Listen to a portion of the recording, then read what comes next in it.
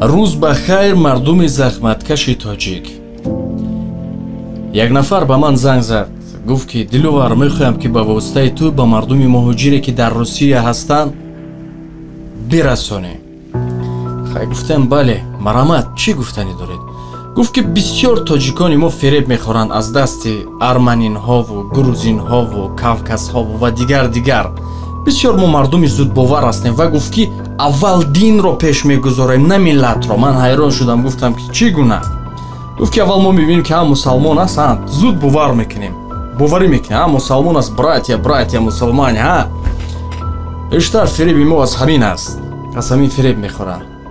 برای همین گفت که خواهش میکنم که رسانید به آنها که بیشتر مردم ما که اونقدر سواد ندارد، گفت مکتب رو نخواندن یا چیزی دیگر میروند زیر دست آنها میشوند و دویمو فریبشون میکنه یا پولی نوی چیز میتین یا نمیدین.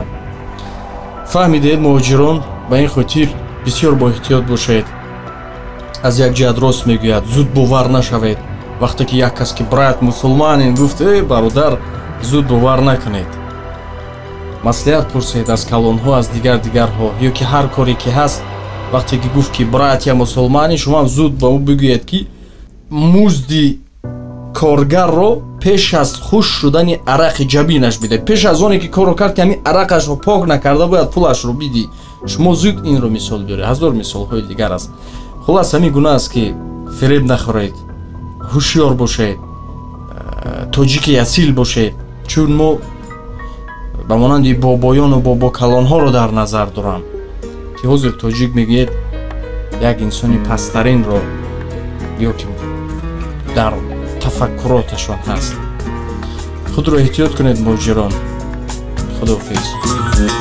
غربی میرم در غریبی تاجیکستان